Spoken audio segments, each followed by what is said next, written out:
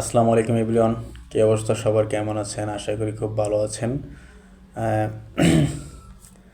আমি আসলাম আপনাদের সাথে একটা বিষয় নিয়ে কথা বলার জন্য। আহ,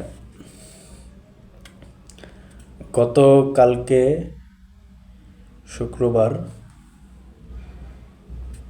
আপনার ওই যে উসমান হাদি ভাইয়ের উপর যে গুলি হামলাটা চালায়, বর্তমান পরিস্থিতি কী অবস্থা বা দেশের পরিস্থিতি কী অবস্থা, আপনারা সাধারণ মানুষ বা আমরা যারা জনসাধারণ মানুষগুলো আছি, আমরা বলতে পারবো যে দেশের কি অবস্থা।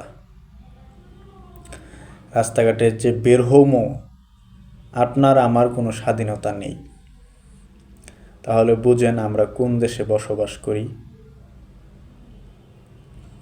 এই যে আজকে আপনার উসমান হাদির কথাই বলি, আমরা কি একটা জিনিস হইল না, কি কমো ভাই। আপনি যদি 1 ঘন্টা লাইভও করি, শেষ হইব না বলা।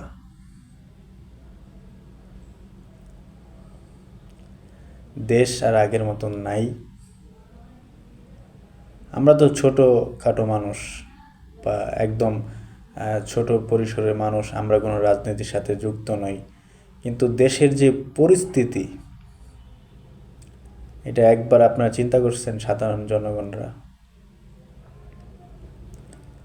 কি বলবো, কিছু বলার মতন নেই। কালকে সকালবেলা যদি আমি বের হই, আমাকে যদি কেউ গুলি করে, কোনো কিছুই আপনার করতে পারবো না।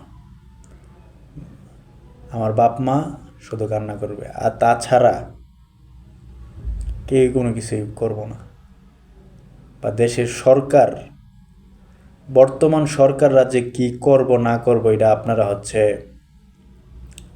এই যে দেখেন না, উসমান হাদি ভাইয়ের কালকে উনি নামাজ পড়ে, সম্ভবত নামাজ পড়ার পরে কোনো কিছু কাজ টাজ করছে, বা যাই হোক, উনি রিক্সা দিয়ে যাইতেছিল, একটা মোটর সাইকেলে 2জন লোক এসে একজন গুলি করলো, গুলি করে চলে গেল।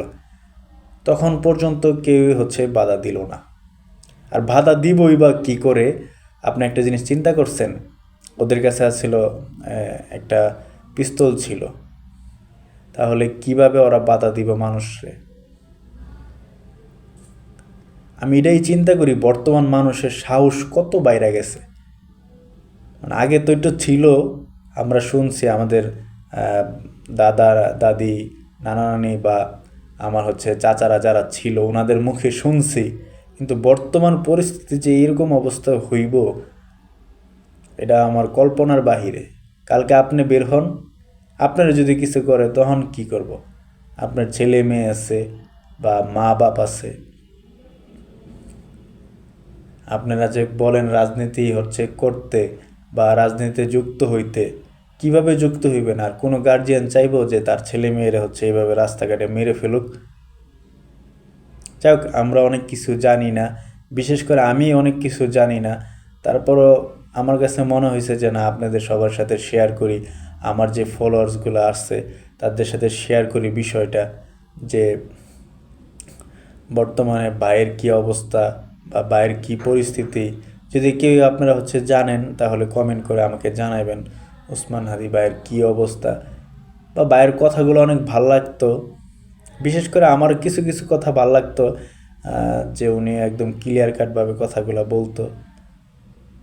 যাই হোক, আপনারা আমার কথায় আবার কিছু মনে করেন না। আমার কাছে যেটা মনে হয়েছে আমি সেটাই আপনাদের কাছে বলতেছি, শেয়ার করতেছি। আপনারা আবার আমার বিষয়টা নিয়ে একটু অন্যদিকে চলে যায় না, তাহলে একটু সমস্যা হয়ে যাবে। পরে আমার দেখা যাবে যে পরের দিন সকালবেলা ওইটা আমার কোনো কিছু যদি হয়ে যায়, তখন আমার বাপ মা কান্না করব। যাই হোক, সবাই ভালো থাকবেন, সুস্থ থাকবেন। আসসালামু আলাইকুম।